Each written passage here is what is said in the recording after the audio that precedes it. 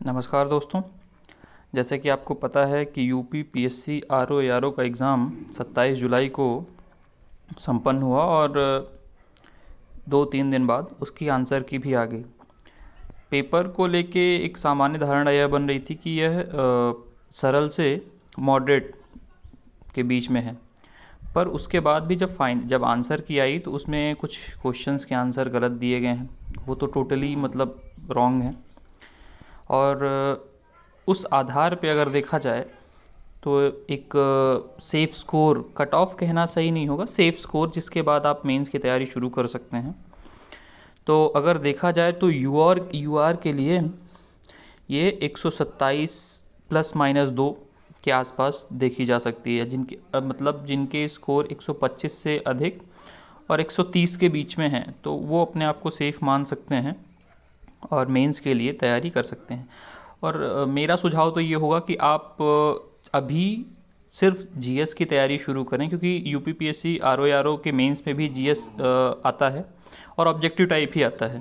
तो उससे आपको फ़ायदा ये होगा कि आपका यूपी पीएससी प्रीलिम्स और यूपी पीएससी आरओ दोनों की तैयारी साथ साथ होगी। तो इन केस यदि मान लीजिए कि प्रश्नों में कुछ ज़्यादा बदलाव होते हैं आयोग के, क्योंकि फाइनल आंसर की तो आयोग दिखाता नहीं है, तो इन केस यदि आप बाहर होते हैं तो आपकी प्रिपरेशन यूपीपीएससी प्रीलिम्स के लिए बेहतर तरीके से हो पाए, जिससे आपका नुकसान किसी भी तरीके से नहीं हो। और इसी तरीके से अगर ओबीसी और ईडब्ल्यूएस की बात करें तो लगभग उतनी ही जाती है।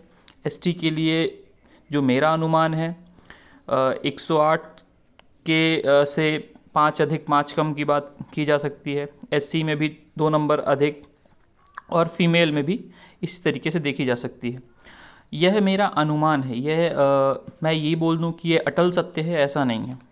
तो ये एक बच्चों में एग्ज़ाम के बाद एक ऊहापोह की स्थिति रहती है कि क्या कट ऑफ जाएगी, मुझे क्या करना चाहिए। तो उस हिसाब से अगर देखा जाए तो आप अगर इन नंबरों के आसपास हैं तो आप बेहतर तरीके से मेंस की तैयारी करें। और उसमें भी अगर आप अभी जीएस पे फोकस करते हैं तो आपके लिए बेहतर होगा, क्योंकि ये आपको प्रीलिम्स 2025 यूपीपीएससी प्रीलिम्स 2025 और आरओ मेंस दोनों के लिए बेहतर होगा। धन्यवाद। अगर आपको कुछ और जानकारी चाहिए होगी तो आप कमेंट कर सकते हैं।